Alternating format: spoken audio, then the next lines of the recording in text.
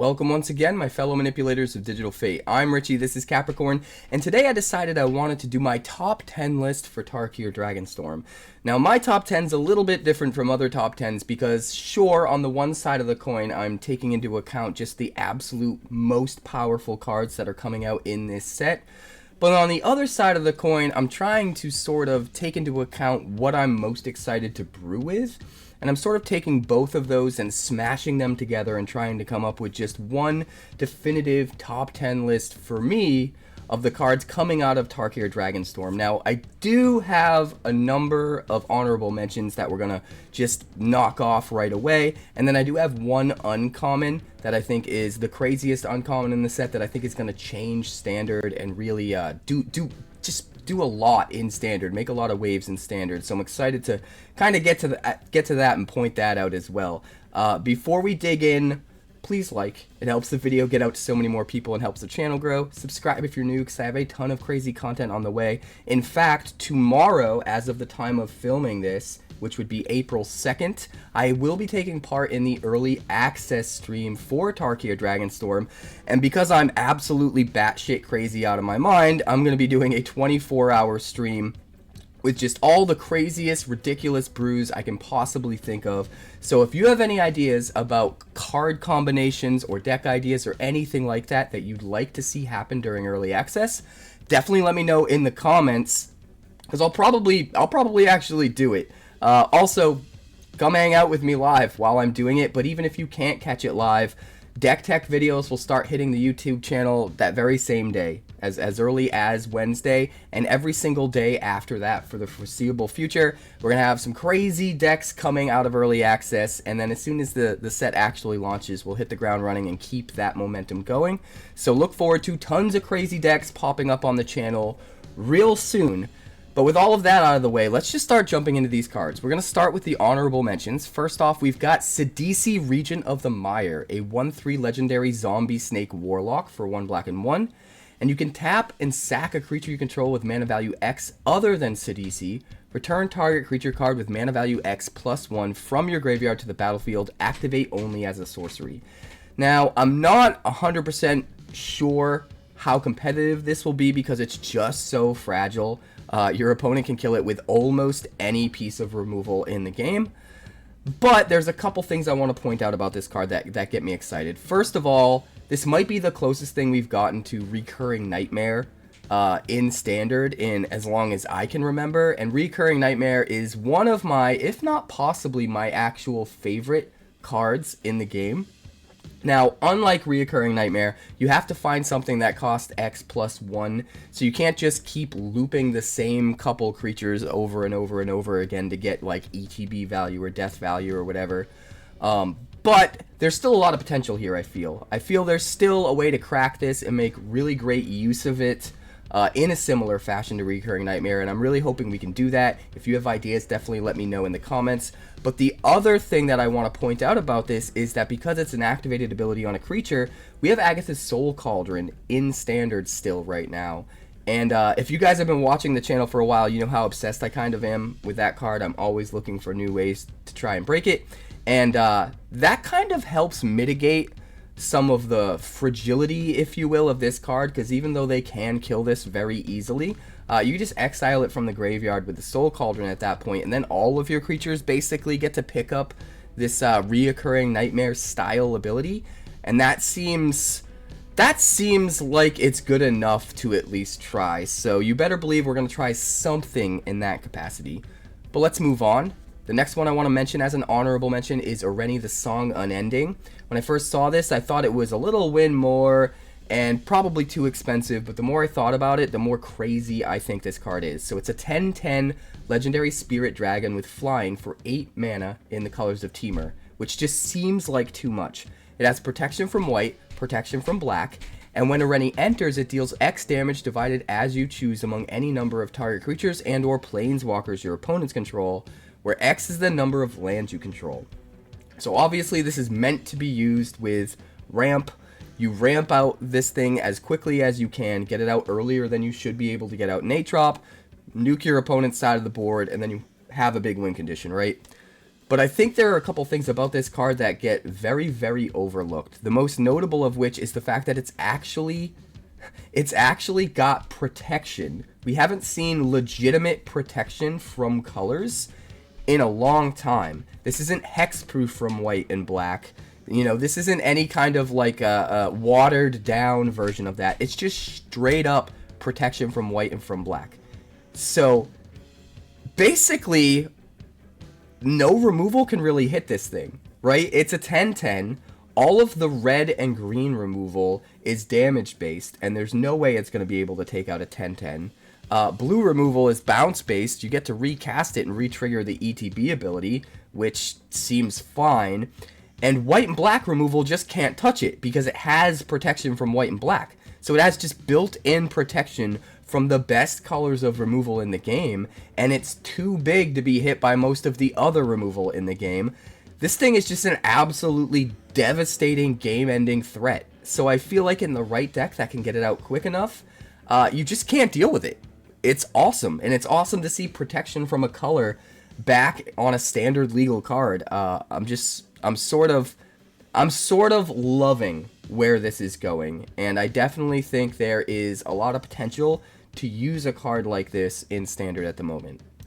Next, we've got 𝐻𝐸𝐻𝐿. Is it 𝐻𝐸𝐻 Revenant? I think it's pronounced 𝐻𝐸𝐻 Revenant. 3/3 vampire for 3 mana with flying, death touch, and lifelink. It's basically a strict upgrade to Vampire Nighthawk, which is just already awesome. So this guy seems nuts in aggro decks. He also seems nuts just in Vampire Tribal. Gives me a huge amount of optimism that maybe Vampire Tribal could be a real contender again, which, if you saw my videos a few sets ago, back before rotation happened, Vampire Tribal was one of the things I really, really loved to dig into. We had such a good foundation for Vampire Tribal before rotation, and now we're finally getting enough vampires to possibly get back to that point, but we'll have to wait and see. But then you add in the fact that this has a renew ability. So you just pay 3 mana, exile it from your graveyard, put a flying counter, death touch counter, and lifelink counter on a creature. So it's got even more value after it dies. It gets to turn one of your other big threats into an much more threatening threat. But also you could get free value if you self-mill this or discard it, which is awesome as well. And it's worth noting that it gives you 3 different kinds of counters with just 1 card. And there are cards in this set that care about having 3 or more different kinds of counters on a creature or on permanents. I don't remember exactly what the wording is. But this will just trigger those sorts of things all by itself.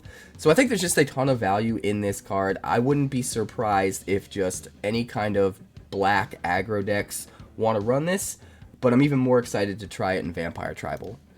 Another honorable mention is Lotus Light Dancers. This is a 3/6 zombie bard with lifelink for 5 mana in the colors of Sultai. When it enters, you search your library for a black card, a green card, and a blue card. Put those cards into your graveyard and then shuffle. This seems just like automatic 4-for-1 value. It seems like a tutor effect.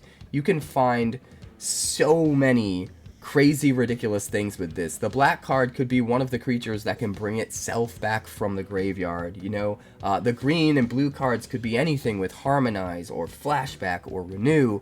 You could just get so much automatic value in your graveyard. You could play it in a deck like Roots, where you need creatures in your graveyard to fuel your Roots. You could just put stuff in there that have their own ways built in of exiling themselves from the graveyard. You can use this in a Reanimator deck and grab Rite of the Moth as your black card, right? And then grab big green or blue creatures.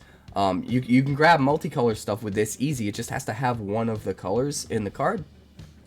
So there's just an insane amount of potential with this card. It might be a little too expensive. It might be a little too late to really get the most out of it. That's where we're going to have to test it and see if it's actually good enough for current standard. But the potential is absolutely there, and I'm just excited to try and dig into all of the different ways we can get the most value out of this card. So if you have ideas about things we can put in our graveyard and get a ton of value out of, we do have one thing in particular that I'm going to point out a little bit later in this video when we get to it. But if you have ideas, let me know in the comments. The next one is Rock Curse Rakshasa. I think this card is way better than people realize. The fact that it has Decayed, and when it attacks you have to sack it, and it can't block no matter what, is a huge downside. But if you're using it in decks where you don't necessarily care about that, it could still be really, really good. It's still a 5/5 trampling 2-mana demon, no matter what. Which means if you're playing it in Unholy Annex decks, it's a 2-mana demon. You can slam your Annex on 3, you're already draining, which is kind of nuts. Now, the problem is, I guess, that the Decayed, right? You can't block with this, you can't attack with it, but there's so many ways to make use of it regardless of that. You can use this to crew vehicles or to mount your mounts, saddle your mounts or whatever. So you could still get value off of this being a big creature for a small amount of mana, even though it can't block or attack really. And that's pretty cool. And also, just the fact that it has a way to get itself into the graveyard when you want to use the renew ability is awesome, because as soon as you want it in your yard, you just attack with it. You get through for probably some damage because of the trample, and then you just get to use its renew ability right away. And that seems really good too. Speaking of the renew ability, 2 black and X, exile this card from your graveyard, put a Decayed counter on each of X target creatures, activate only as a sorcery. So you can make it so that a bunch of their creatures can't block ever again, and if they attack, they have to be sacrificed. Now, I'm not 100% sure how good this will be until we actually test it out, but theoretically, even against an aggro deck, you make it so all their attackers have to be sacrificed when they attack. That seems kind of good, and if you're up against a deck that's not an aggro deck, making it so their big dudes can't block you so that you can aggressively win could also be good. So I feel like this renew ability actually has a lot of potential. I'm just not quite sure how expensive it is, if it's actually going to make the cut in standard, but the potential's for sure there, so I'm excited to explore that aspect of the card as well. I think there's just a lot of different ways this can be used. You can use it with fight spells to just kill things super early, like way earlier than you would be able to, just because of how crazy the stats are for how little the mana is.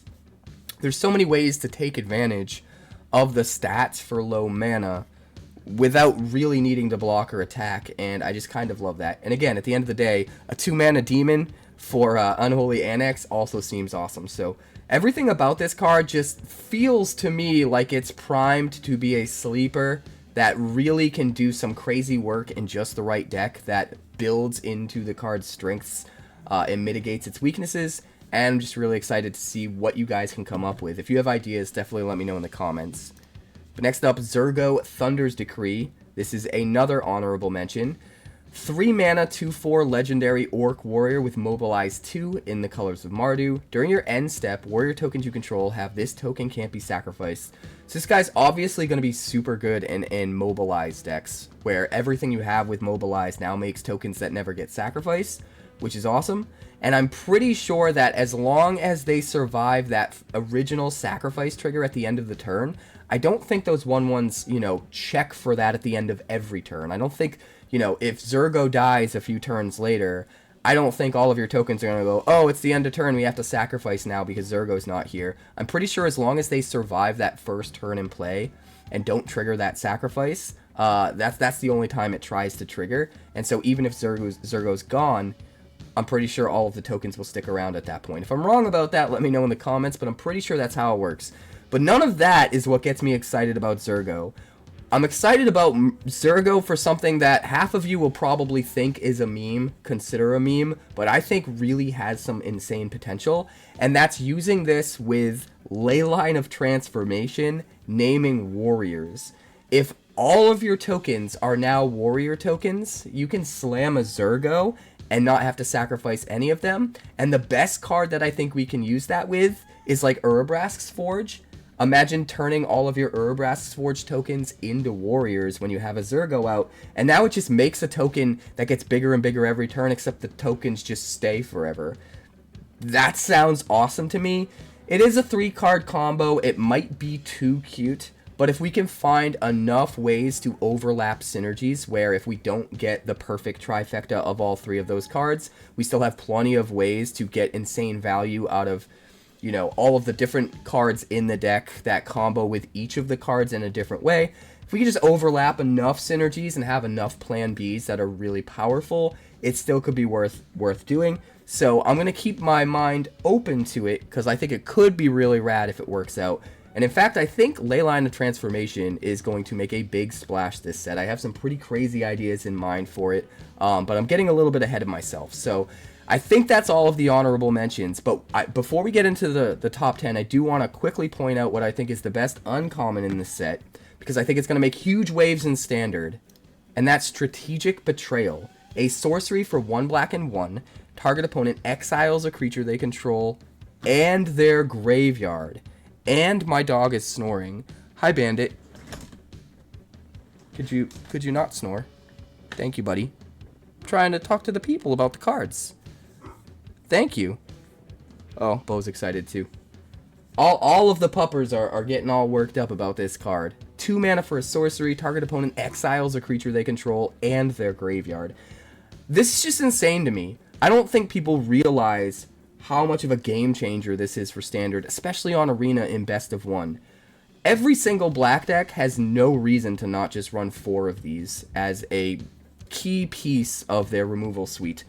Not only does it make them sacrifice a creature so it doesn't care about, hexproof, indestructible, all that stuff, but it's also exile, so it doesn't even let them get the value to the graveyard. It's like a strictly better Diabolic Edict, except not only that, but also they have to just exile their graveyard just cuz.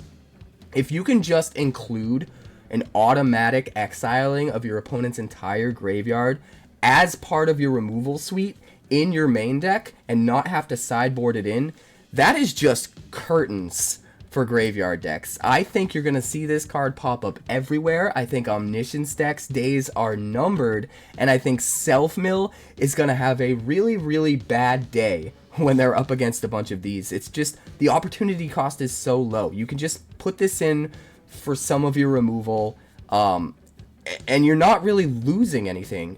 Even if you're up against a deck where you don't care about getting rid of their graveyard, it's still good removal. It's still good removal on par with any other, sacrifice style removal, any kind of edict style removal. It just also happens to get rid of an entire graveyard when it does it. So I think you're going to see a lot of, especially in best of 1, a lot of decks main deck this as part of their removal suite, and it's going to be really, really hard for any decks that utilize the graveyard to have a fighting chance, especially in best of 1. I just think this card is wild. Maybe I'm overestimating it, but just the fact that it's almost free to include this as part of your removal suite and just automatically have access to graveyard hate just seems nuts to me. So I'm really excited to see if this numbers Omniscience days, if those days are numbered, because I've had enough of Omniscience personally. But we're going to move on to the top 10 list now. So, in 10th place for me is Sage of the Skies. This is a 2/3 human monk for 1 white and 2. Has flying and lifelink, and when you cast this spell, if you've cast another spell this turn, copy this spell. I think this is going to be super cool in nurturing pixie decks, and I would not be surprised if a new kind of pixie deck pops up using this card just because of the sheer value it can get you. All you have to do is play any 1-drop spell, then play this, and you have 2/3 flying lifelinks for your total of 4 mana, plus whatever the 1 mana spell did as well, right? But then you just play Pixie to pick this up after it's already in play, and replay it. Pixie counted as a spell, so it's got this built-in way of just automatically being the second spell you cast after playing a Pixie, and then you get another token. So you just keep picking it up and replaying it and going wide with flying lifelinking tokens, which can just kind of end the game when the rest of your Pixie deck is making them get rid of all the cards in their hand and sacrifice their creatures and all that good stuff. So I think it's cool even in the Pixie decks as is. But like I said earlier, I think there's room for a new kind of Pixie deck to pop up that uses Pixie and other ways to return cards like this to your hand. But maybe in a different kind of a shell, maybe in a prowess shell where you can get extra overlapping synergies from, triggering prowess stuff when you are double spelling, triple spelling, whatever the case may be. I just think there's a lot of potential for a card like this, and at the very floor, it can be nuts with Pixie, and I think it could be even better than that, depending on, you know, how the decks that people come up with end up turning out. So that's number 10. We're going to move on to number 9. Number 9 for me is Corey Steel Cutter. I think this card is nuts. You basically play it for 2, and as long as you can play at least one other spell, even if it's a 1-mana spell that turn, this is basically a 2/2 trample haste prowess for 2, which is kind of nuts because on that second spell trigger, you're going to create a 1/1 prowess creature and immediately attach the Corey Steel Cutter to it for free. So you don't even care about the equip cost. So it's basically, as long as you play it correctly and build your deck around it so that you can play it correctly, which you know you're going to, this is basically a 2-mana 2/2 trample haste prowess creature, except if you kill it, it just keeps spitting out those prowess creatures over and over and over every single turn. And the flurry means you can use it on your turn and their turn. If you can double spell on your turn and double spell on their turn, you can get 2 1/1 prowess creatures every turn cycle, which is nuts. Every single time you do make one, you can choose to attach this to it for free, which is even more value. And then when you eventually run out of gas and, you know, have mana that you don't have anything to do with, but don't really have any cards to play, you don't really care that you're not triggering the flurry anymore because you have the mana left over to equip this to whatever you want, your biggest threat that's on the table, and just make it an even bigger threat, and just go nuts. So I think everything about this card is just awesome. I think prowess decks have a ton of potential after this set drops. And I think one of the parts of this card that's a little bit overlooked is the fact that even though it gives you creatures and it sort of acts like a creature itself under the right circumstances, it's not actually a creature. So when you play the Corey Steel Cutter, you're going to trigger all of your prowess stuff by playing it, which is just an extra layer of built-in value and efficiency that I don't think a lot of people are taking into account. So I just think everything about this card is nuts. And it makes me wonder if maybe the mono red aggro decks are going to start going in a different direction. If maybe the multicolor aggro decks are actually going to be better moving forward than mono red. Those are big words. I don't know for sure, but a card like this adds a ton of value to decks like that. So that's number 9. Next up is number 8, Sinkhole Surveyor. This card's bananas. It is a 2-mana creature that they have to answer. They have to answer it. And if they don't, you just get value every single turn. Excuse me. Feeling a bit under the weather. If you guys have noticed, I haven't had as many videos up on the channel lately. I lost my voice for a little bit, and I've been feeling kind of, not like sick, but I think it's mostly the changing of seasons, but my throat has seen better days, so I apologize for the lack of content the last few days, but we're going to get caught up. This is Sinkhole Surveyor, so a 1/3 flyer for 2 mana. Every single time it attacks, sure, you lose a life when it triggers, but you get to endure 1, which means you can add a +1/+1 counter onto this in decks that care about that, or you just make a 1/1 token, which is what you're going to do most of the time. The fact that this can just keep making you a 1/1 token every single turn when it attacks, and it's a flyer, so it's a lot easier to attack. And it has 3 toughness, so even if you are up against decks that have other cheap flyers, there's still a good possibility that you can swing in and they're not going to block and kill your Sinkhole Surveyor, at least not while you're curving out. All of that just seems nuts. It seems like if they don't have targeted removal right away for this guy, he just starts to grant you overwhelming value, especially if you're in a deck where you can use those tokens to great effect in like a sacrifice deck to get a ton of value off of going wide with creatures that you can sack. All that good stuff. I think it just has a ton of potential. So I think this card's a little bit of a sleeper. I think some people out there realize how powerful it is, but I also think it's a little bit of a sleeper because it looks really innocuous on the surface, and there's also that old adage, dies to removal, everything dies to removal. But the thing is, you want your 2-drops to be things that your opponent absolutely has to answer and kill. That's the sign of a good 2-drop. Like, every 2-drop's gonna die to removal, right? But if it's something where it has to die to removal, that means in those situations where they don't have the removal, it's gonna just start taking over the game. And I do think Obviously, by itself, it doesn't necessarily take over the game. It gets you a lot of value, but you do need ways to get a lot of value off of those 1/1 tokens. But that being said, even if you're just piling +1/+1 counters up on it every turn, it eventually turns into a huge flying threat. And that seems pretty nuts too, considering you only ever spent 2 mana on it. So that way's a little riskier, because if they do end up killing it, you lose all of your value. But I just think there's a lot of cool ways you can use this card, and it's a must-answer threat immediately on too. So it's in my top 10. As number 7. Number 6 is Nature's Rhythm. This is one of the cards that I was thinking about when I was talking about Lotus Dancers earlier in my honorable mentions. This is a sorcery for 2 green and X. Search your library for a creature card with mana value X or less, put it onto the battlefield, and then shuffle. It's not super good when you just cast it as normal, right? You have to spend the mana. You're always just paying 2 mana more to find whatever you want. It is cool that it acts as a tutor that can find whatever you want, but also puts it straight onto the battlefield, so you're getting something for that extra 2 mana. But it is a little bit slow. But it's fine. What really makes this card crazy is the Harmonize ability. For 4 green and X, you can recast this from your graveyard and then exile it. So if you just get this into your graveyard another way, by discarding it or self-milling it or whatever, and you have a big enough creature out, you could just spend the 4 green, tap your huge creature, and search for like whatever big creature you want and just slam it onto the battlefield. You don't have to sacrifice the creature to pay for it, you just tap it to pay for the X, right? And you can get out a giant creature for only 4 mana.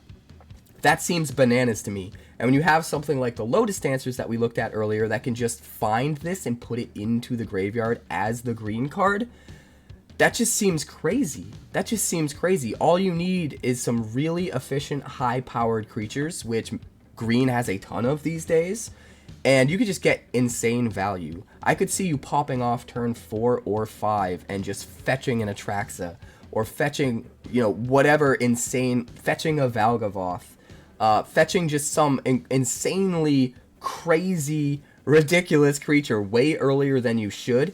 And not only that, but you're doing it without really spending a card, because you're not gonna, if you're using the Harmonize because you self-milled this or discarded or whatever, like, you're not wasting a card that's in your hand. You're not actually using up any of the value in your hand. It's just free value from the graveyard.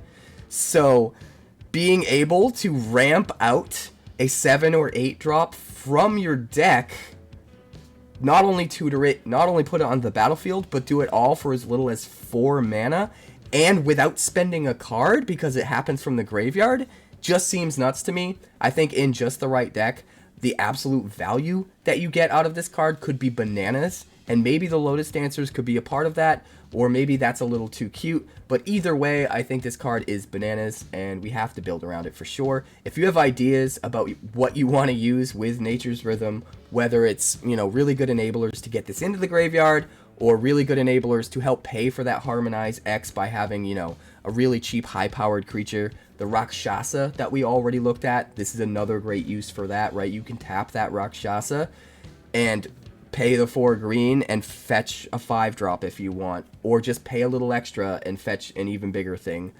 So there's a lot of cool stuff I think you can use with this card, but if you have ideas about cards you'd want to see me use with it, or cards that you want to use with it, let me know in the comments. Next up, we've got number 5, and that's Mardu Siegebreaker. I am so excited about this card. The more and more I think about this card, the more I realize this is just a build-your-own Urabrask's Forge. It's basically what it is. It is a 4/4 human warrior with Death Touch and Haste for 4 mana in the colors of Mardu.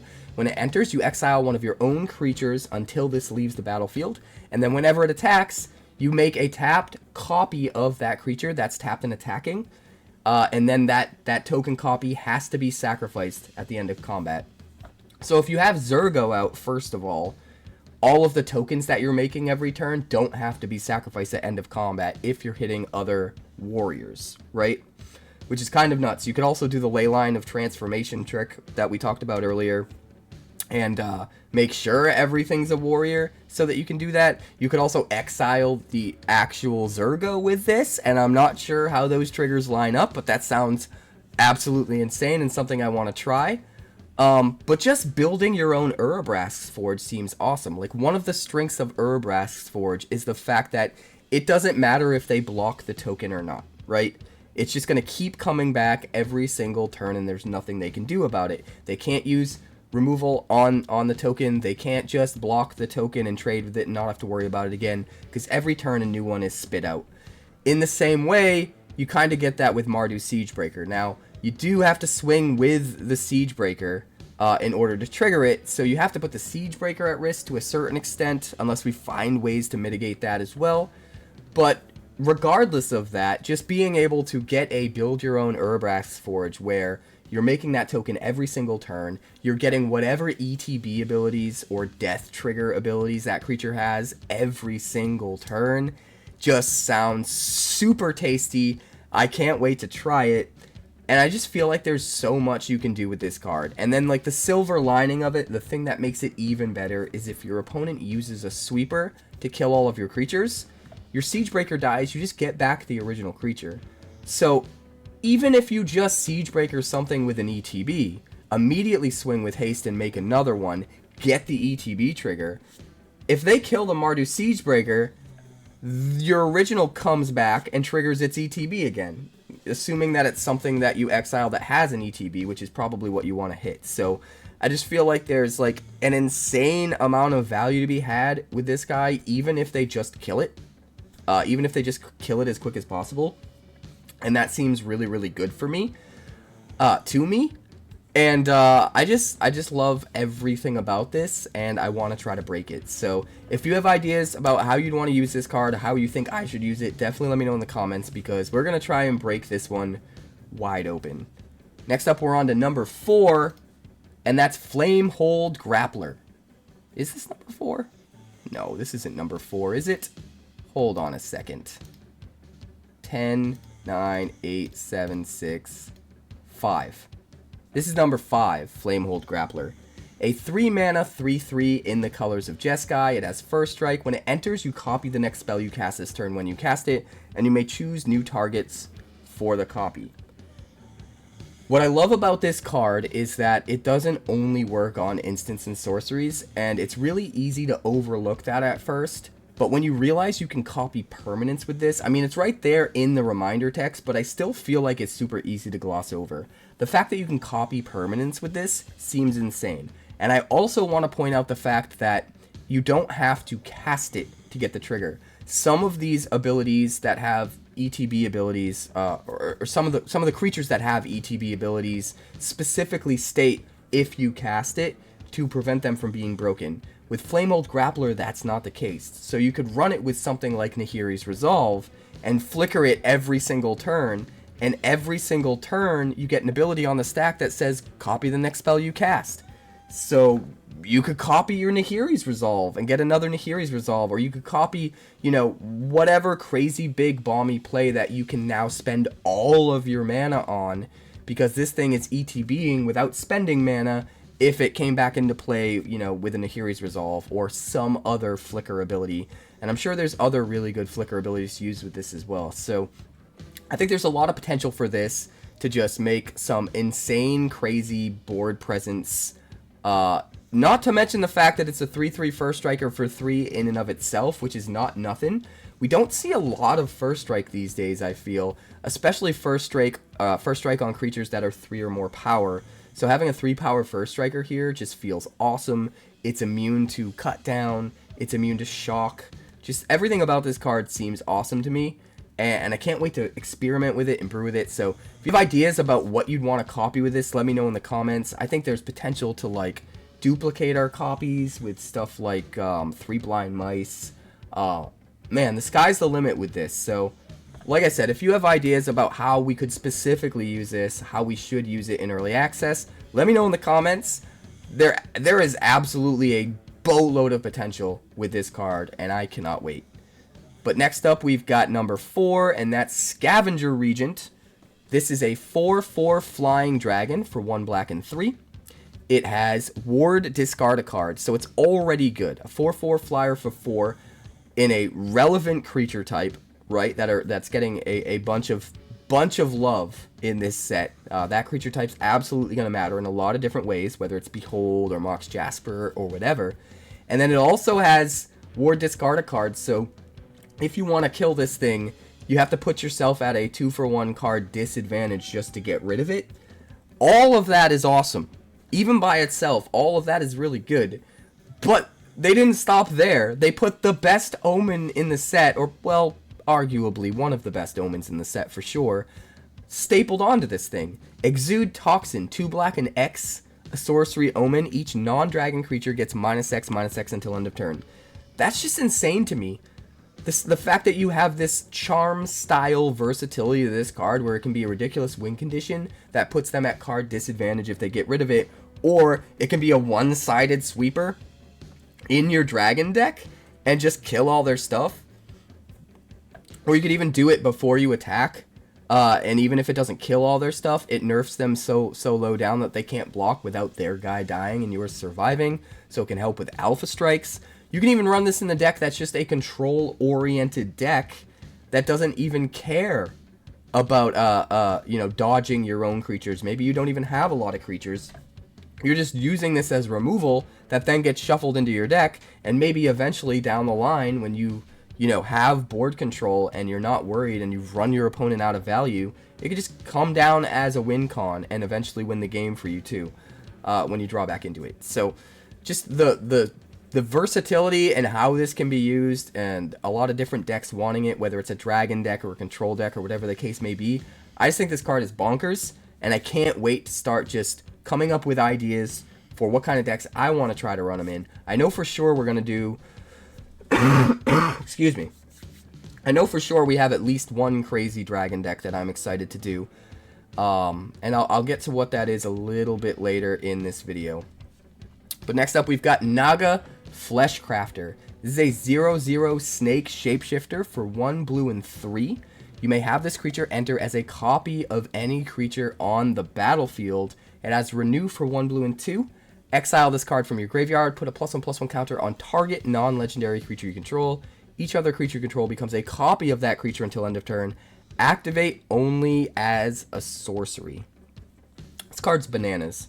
The fact that you can do this out of your graveyard without even having to play the card, it's just free value if it got surveilled or self-milled or discarded. It's just there, and it gives you... I think Mythic Mike put it best. If you guys don't watch Mythic Mike, you should. He's a great content creator.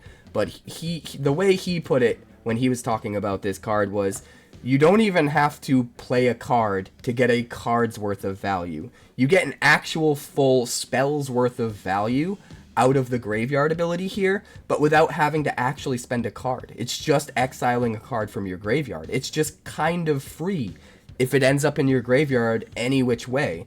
And even if you do have to cast it, it's not a bad card just to cast. It's definitely not the reason you want to be running the card, but even if you have to cast it, just make a copy of literally any creature on the battlefield, even your opponents. If they happen to get down an Atraxa, you copy their Atraxa. Like, that's not awful as a plan B. But plan A is definitely get this guy into your graveyard, turn every single creature into one of your bombs. Imagine this in a Roots deck, where you turn all of your Roots plant tokens into, like, I don't know, some ridiculous, crazy, bomby creature. I can't think of one right now off the top of my head. But, there's just so much potential for this card. For only 3 mana, all of your creatures become your bomb creature. It doesn't matter what the bomb creature is. They just all become that bomb creature. It gets even better if you do have, like, attack triggers. The one thing that you're not going to get with the Renew ability here is any kind of ETBs. Since you're not making new copies of things, but you're just turning existing creatures into copies of the thing you target with the Renew ability, you're not getting any ETB triggers, right? But you can absolutely get any attack triggers, any on deals combat damage triggers, anything like that. So I feel like there are probably some pretty ridiculous contenders, especially with this set having the clans come back and having a lot of crazy attack triggers and stuff. I think the potential for this card is through the roof. I'm not sure yet the absolute best way to use it. So if you have ideas for specific targets with this thing and what creatures you'd want to make copies of, definitely let me know in the comments, because we're going to explore all the craziness come early access tomorrow, and I can't wait. But we're going to move on. Next up, we've got Elspeth Stormslayer. I think this is a top 12 and not a top 10 because there's a few extra cards here than I remember being here. I remember all of them being here, but I don't remember having this many. I think maybe a couple of these needed to go in my into my honorable mentions, and I forgot to move them over. So Elspeth is actually number 5. I think it was a top 12. Oopsie. Elspeth Stormslayer, 5 loyalty planeswalker for 5 mana. If one or more tokens will be created under your control, twice that many of those tokens are created instead. Upticks to make a 1/1 token, which actually makes you 2 because of the static ability. It just has built-in synergy with itself. Keep that in mind. You can also 0 loyalty, put a +1/+1 counter on each creature you control. Those creatures gain flying until your next turn, which is also another, like, sleeper bit of value there that's easy to overlook. You can block all of your opponent's flying creatures because you can use that 0 loyalty ability defensively, which doesn't happen very often on planeswalkers. So buffing your whole team, giving them all flying, saying go, so that your opponent can't attack you with their flyers, seems pretty nuts. And then you also have a -3 that you can use right away if you need to. Destroy target creature an opponent controls with mana value 3 or greater. So it has removal for anything that costs more than 2, anything that's bomby or even as low as 3. It's got a way to make multiple tokens to protect itself, or to just go wide and create board presence. And it's got a way to buff up your whole team and protect against flyers, or just give all your guys evasion to win. This card just kind of has everything, but the part about it that excites me the most is it's just a Mondrak that can't be targeted with creature removal. I love that we have Mondrak's ability to double all of our tokens on a non-creature permanent. That is super exciting to me. And if it was just that, it wouldn't be enough, but the fact that it's also a token machine with 2 extra loyalty abilities worth of versatility tacked on as well, just everything about this card seems absolutely bananas to me. We're gonna try it out in sacrifice decks. We're gonna try it out in convoke decks. This card's gonna be bananas. I can't wait to play with it, but if you have ideas about the way that you specifically want to use it, or you want to see it used, definitely let me know in the comments. This card's just going to be super powerful. I think this is the closest we've gotten to a white planeswalker being like the next Wandering Emperor. If you guys remember when the Wandering Emperor was legal and standard, it was just in every white deck. It was just too good to not play with. And I think this is the closest that we've come to that with a white planeswalker since then. I don't think it's quite on that level, but it's still super, super good, and I can't wait to play with it. Number 4 is United Battlefront. 1 white and 3 for a sorcery. Look at the top 7 cards of your library. Put up to 2 non-creature, non-land permanent cards with mana value 3 or less from among them onto the battlefield. Put the rest on the bottom of your library in a random order. This card is so much better than anyone realizes. It's a collected company for non-creature permanents. It's great in pixie decks. You can find any of your pixie targets, your enchantments that make them discard or sacrifice creatures, or whatever you're trying to do, right? It can also find your cheap 3-mana planeswalkers, like your Lilianas and stuff, which is also kind of awesome. But the sky's truly the limit for just how crazy this gets. I feel like there are so many 3-drop non-creature permanents that give you a ton of value in the current standard. I'm having trouble thinking of more off the top of my head, but I'm sure you guys have ideas in your brain right now, obvious ideas that I'm overlooking. So let me know in the comments what you're thinking. I just think this card's going to be bananas. It's going to get you 6 mana worth of value on turn 4 almost every time you play it, and it's just going to be absolutely insane, and I love it.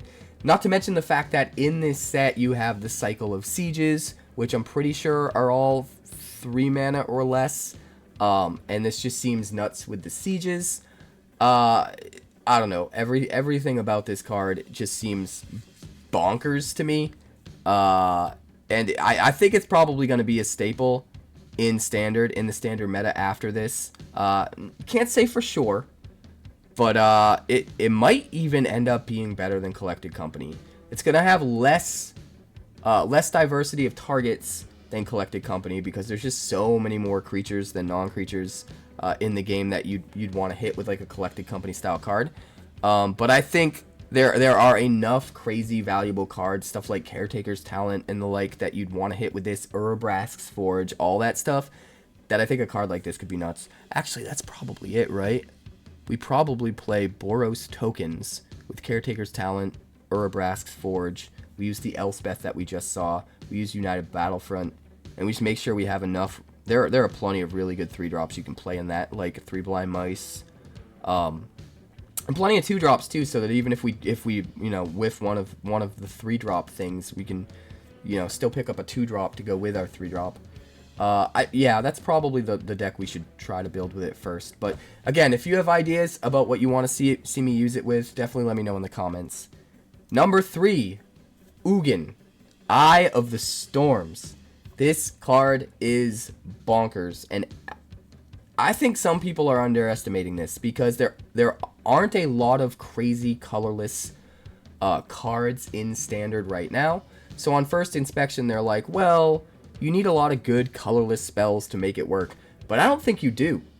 Just 7 mana for 9 loyalty, 3 life, draw a card, exile a thing already seems really good. Not only did you draw a card, exile a thing, and gain 3 life, now they have to get rid of this, and at the very least they're spending at least 1 spell to get rid of it. More than likely they'll have to, do a lot more than that to get rid of it, whether it's multiple burn spells or attacking with creatures or whatever. But at the very least, they get rid of it with 1 spell. So you get rid of their 1 removal spell they used on Ugin, the 1 thing that you exiled, and you drew a card. So no matter what, it's at least a 3 for 1 plus 3 life. So a 3.5 for 1. But I think people are overlooking how good the 0 and the -11 abilities are. The 0 giving you 3 colorless mana means the turn that you play it, you can immediately get mana to play another colorless spell and trigger it again. Which means for your 7 mana, potentially spending no other mana at all. Like, you just hit your 7th land drop, you slam Ugin, you exile their big threat, you 0, you make 3 colorless, you play a 3 mana colorless thing, exile another threat. So you could just exile 2 things in the same turn without any extra mana beyond the 7 just by using that 0 loyalty ability. So the 0 loyalty ability just kind of like helps you like enable the static ability, which I think is awesome.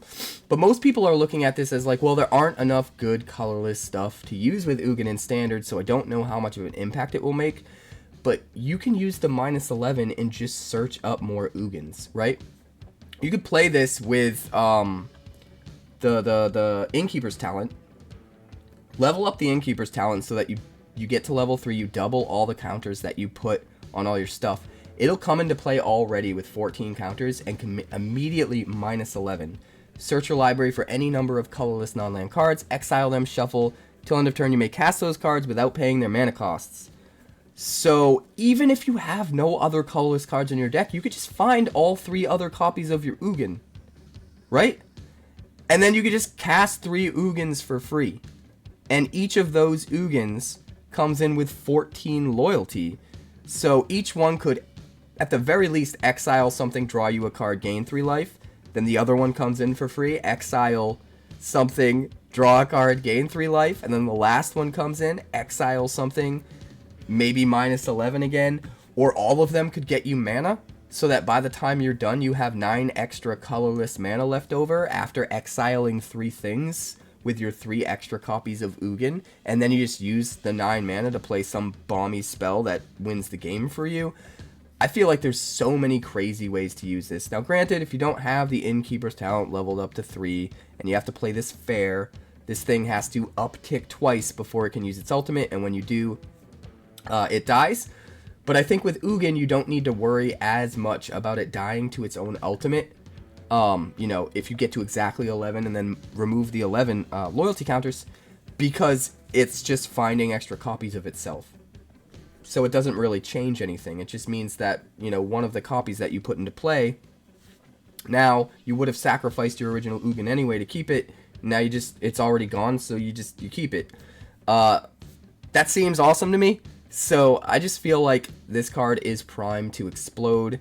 I think it'll show up in ramp decks. I think it will show up in control decks.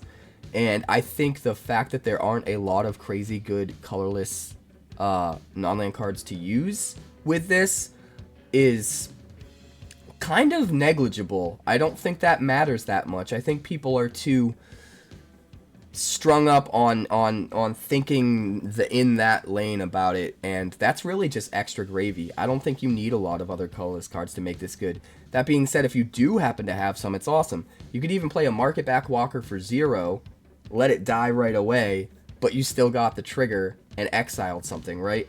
So there's some really cool stuff you can do with Ugin.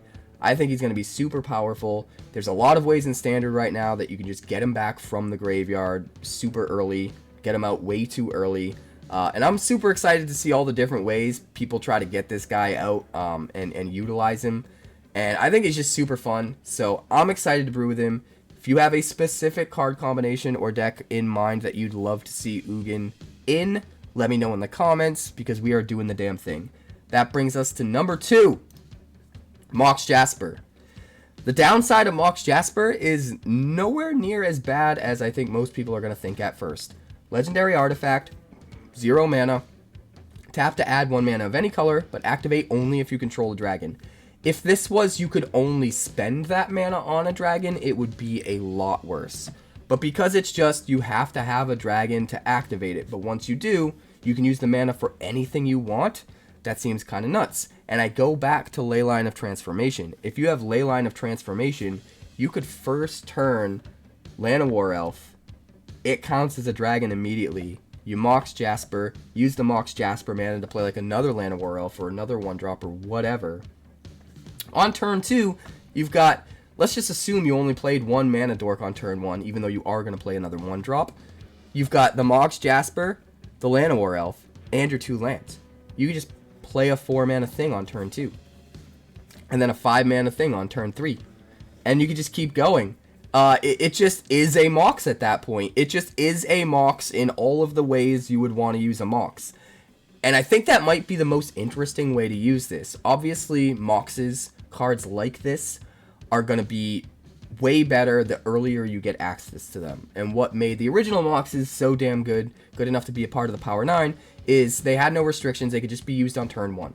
So it was basically like you were skipping a turn. It was like you were starting with 2 mana in play if you had a Mox, and you were skipping over having to play just a 1-drop. You could go right to your 2-drop, make the damn thing happen.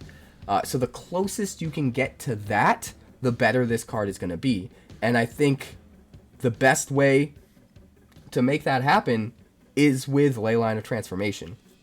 Turn 0, everything's a dragon, play a 1-drop creature, boom, your Mox Jasper's turned on. We have to do it. I already have a Leyline of Transformation Dragons deck that I ran a while ago when Leyline of Transformation was brand new, and it was already kind of nuts. Because there are so many... Excuse me. Ugh, hold on, I need some nectar. Ugh, being sick sucks. There are so many dragon payoffs that come from creatures that aren't dragons. Whether it's cost reduction, or generating mana, or being able to play dragons from the graveyard, there's all sorts of crazy dragon synergies that are just stapled to creatures that aren't dragons themselves. So it's almost like you have to curve out with non-dragons in the beginning of the game, and then start dropping your bigger dragons later in the game to start picking up those synergies. But if you play Leyline of Transformation naming dragons, now all of those creatures are dragons as well, and they all pick up each other's synergies, as well as throwing them onto your big dragons. So I think that might be a real deck now. It was honestly good enough to stand toe-to-toe with some of the meta decks, even in its first incarnation before Tarkir dropped. We're absolutely going to build that deck because I think it's going to be nuts. I think it's probably the best spot for Mox Jasper to fit in.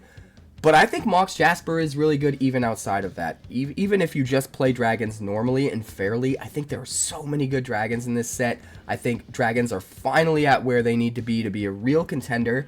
And getting to play out your big ones a whole turn earlier because you just have a Mox for them seems nuts. So I'm really excited to brew with the Mox Jasper. But in particular, I think that Leyline of Transformation deck is going to be wild.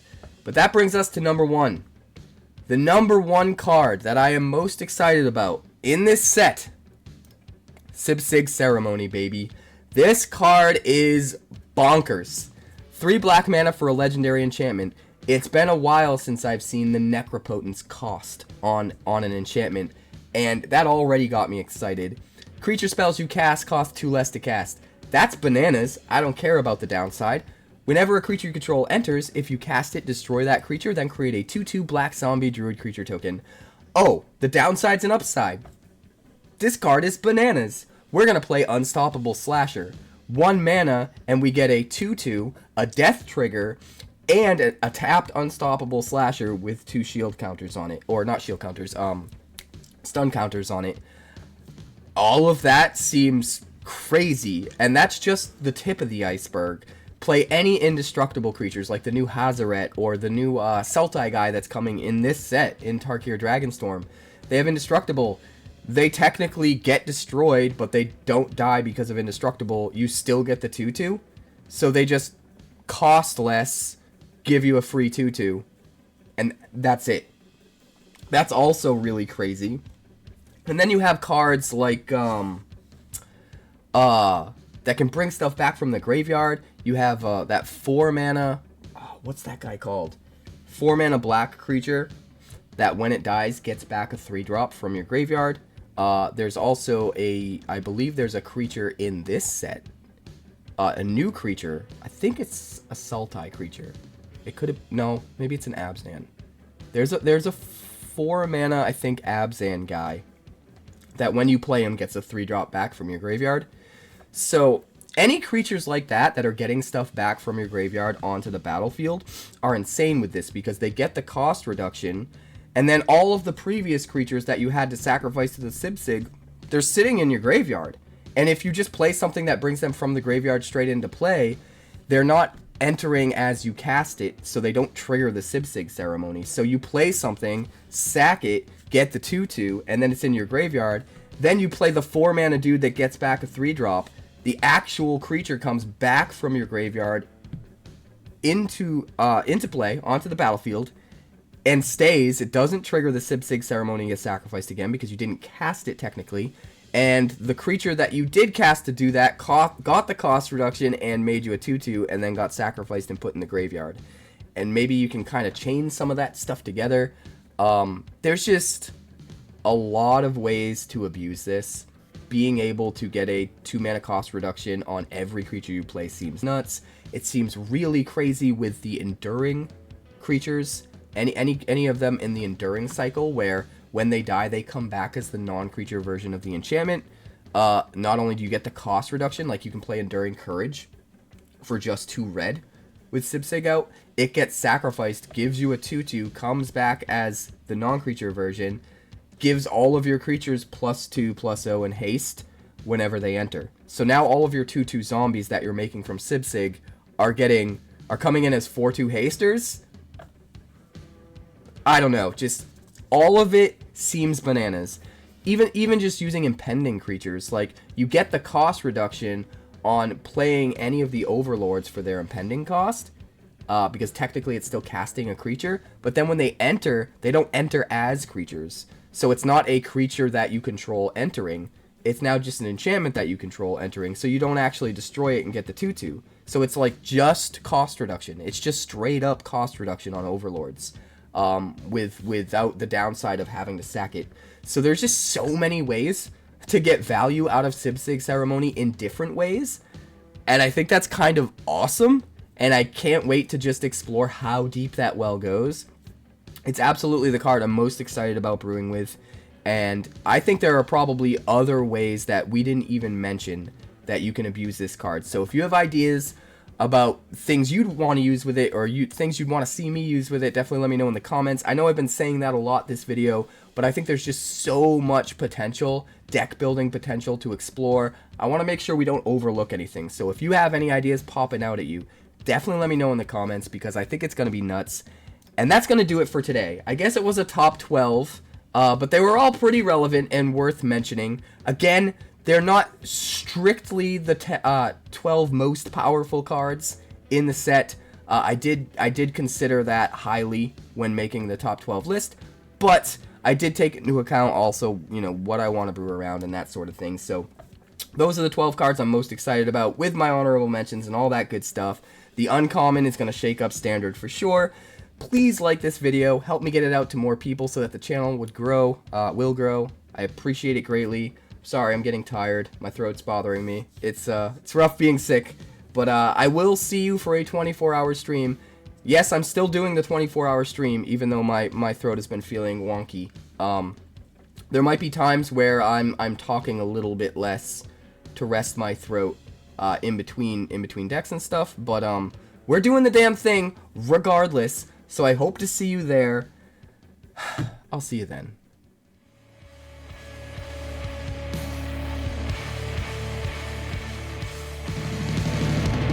Thanks so much for checking out my channel. I'd like to give a huge shout out to all of my patrons over at Patreon. Without you guys, this channel would not be possible, so honestly, thank you from the bottom of my heart for all of your contributions. If you haven't yet, like and subscribe. The more likes we get and the quicker we get them, the bigger this channel will grow and the faster it will grow. I'd love nothing more than this channel to become something very special for you guys, but it's entirely up to you how fast that happens. Also, if you'd like more deck text, that's somewhere over there. And if you'd like to see what else the channel's been up to lately, that's somewhere up that way. Also, subscribe, circle below, do all the things.